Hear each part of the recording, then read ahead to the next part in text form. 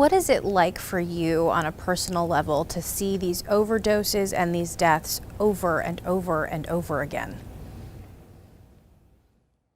I mean, the sad part is I kind of have become a little jaded, a little desensitized mainly because I'm in this work, I'm in this field, um, and it's always the next person. It's always, our clients here. It's, people in my network that, may call me that are asking for just help with whatever. Um, it hurts. It hurts that, Marylanders and Washington County residences and just people like, mothers, fathers, sons, daughters, aunts, uncles are just dying at alarming rates and overdosing at alarming rates as well. It's, it's not always just the fatals, the non-fatals are astronomically high as well. And I mean, if I could actually sit down and cry all the time, every time I lose somebody that I know, or I know someone that knows them, I mean, I'd be doing a lot of crying. It's really hard sometimes to just kind of push it down a little bit, get to a space of time to debrief with a supervisor or just someone else about situations, because still got to come here, got to help our clients, got to stay strong for my family and our residents as well. And at times I put myself to the side. And is it healthy? I mean, no. I can absolutely identify it not being healthy, but it's what needs to be done so I can help serve my community. And you have a personal connection to this. Can you tell me your story with addiction? Yeah, so for me, it absolutely started when I was 14 years old. I started engaging just with tobacco and then cannabis at the time. Very quickly and drastically, I came to a space of just wanting to get what I was using for free. So I would buy in quantity and I would just sell to my friends just casually, not really thinking anything was of harm by any stretch, because my friends at that time were smoking anyway. Till it became a problem. Whenever I started to identify just the monetary benefits of doing what I was doing, I started seeing I could make money. And from there, it escalated, and it escalated quickly with different substances I was selling. I became a drug dealer. At 17, I got engaged with the wrong crowd down in Baltimore. That's where I started. I started and then quickly got out of just a little bit of gang activity. And that's where the progression just continued to rise. It went from cannabis to more harder drugs, right? So cocaine, crack, heroin, prescription pain pills, PCP, ecstasy, whatever had a monetary value, I was selling. And during those days, I didn't really think about the harm I was creating. I didn't think about the families I was destroying. I wasn't thinking just about the futures that were just dismantled, not directly and only from what I was doing, because at that time I was in this delusion that I was helping the person because I was safe. They were getting it for cheaper than where they would get it somewhere else. So I felt like I was doing them a service. But again, not until 4 or 5 years ago did I start really feeling like I was destroying my community. When I was 23, I ended up catching a felony possession possession with intent charge for heroin. From there, I got incarcerated again. I was incarcerated a lot through my late teens and early 20s, to where I did, I think, about 4 years altogether. And then, I ended up being my best customer, just a person who was just interested in making money, trying to establish this white picket fence dream that a lot of people look for and aspire to have. I was just trying to get it in a very illegal way. And case in point, everything bad happened, incarcerations, loss of jobs, multiple charges on my record, to where I couldn't get jobs. The only thing I could really work in was construction. I worked in construction for 10 years prior to being where I'm at currently. And, through all that time, I never really seen my part in it.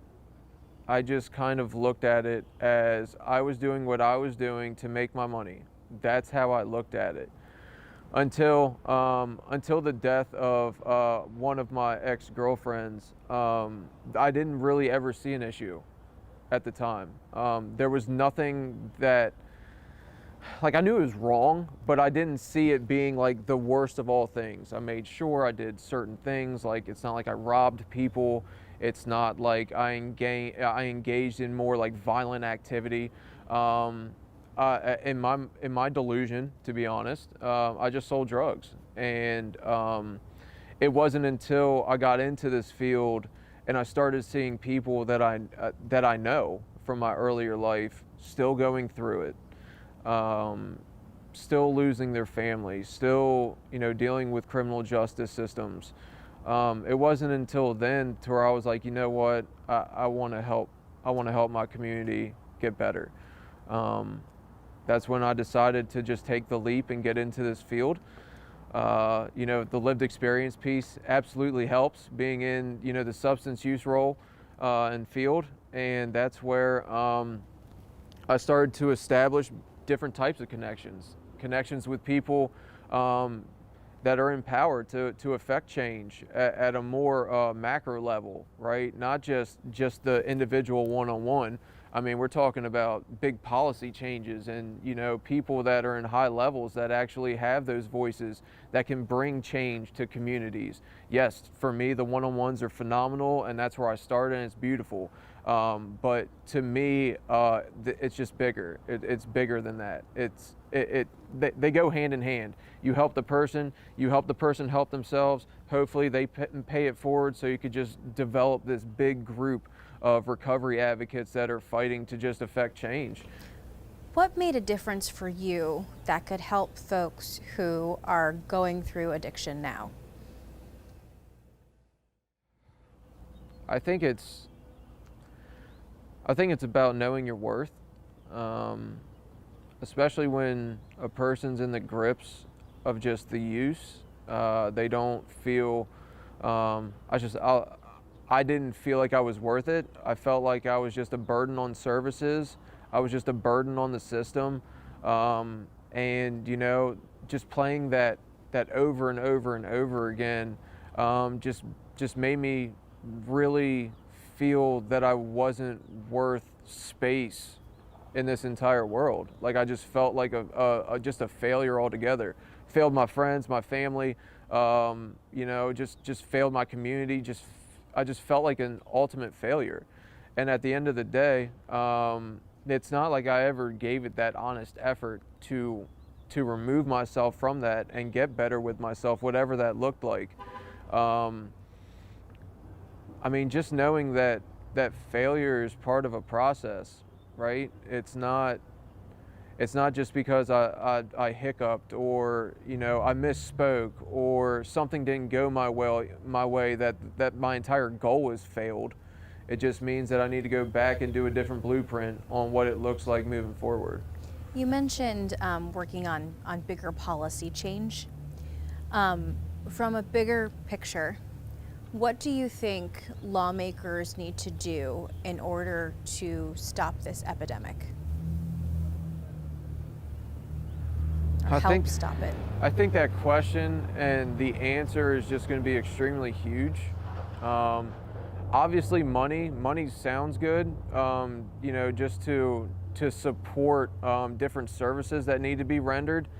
But I think it's just more capacity for people with lived experiences to have a little bit of the restrictions and stuff like that removed. So, if you're a felon, you're pretty much excluded out of a lot of things professionally. And like that type of stuff, I'm talking about low-level offenses, low-level felonies, to where people actually can get a second or third chance. and, get better with their lives, and, not always have that title of just potential embarrassment of themselves every time they go in for a job interview, right? I mean, if we're talking about, I mean, it's such a loaded answer, but I mean, it could absolutely start out from not criminalizing low-level drug possessions. I mean, that in itself, just possession in itself, that causes a ripple effect in a person's life and on the system. So if you're talking about a possession, let's just say of 1 gram of cocaine, the time that you're going to get, the fines that you're going to get, the probation that you're going to be on, all these different types of barriers. Did you currently break the law? You absolutely did. But instead of having a punitive approach to drug use and just the disease of addiction, instead of it being punitive, make it more of a community effort. Maybe it's, they get into that situation, but then you direct them to services. In Washington County, we have a law enforcement assisted diversion program where low-level offenses get diverted from being incarcerated, certain ones, from being incarcerated directly to services. That's great, but there's barriers to that as well. If you have more of a serious criminal record, then you're going to be excluded from those services. But a lot of the times, those are the people that need the most help, because they have had multiple doors shut.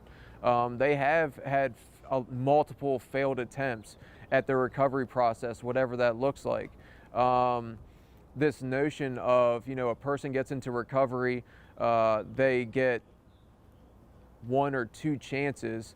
I mean, that's a lot of stress on an individual, and I'm not saying I'm taking away personal responsibility for the individual, but when we have people that are astronomically struggling to just make ends meet, just that constant cycle of stress, that constant struggle of just money, shelter, food, all these things. I mean, if you take out a job, if a person gets fired, well, how are they going to survive? They're going to survive by whatever means they can. And that, I feel like that's almost any person, substance use or not, mental health or not. It's just nature. We're going to try to survive.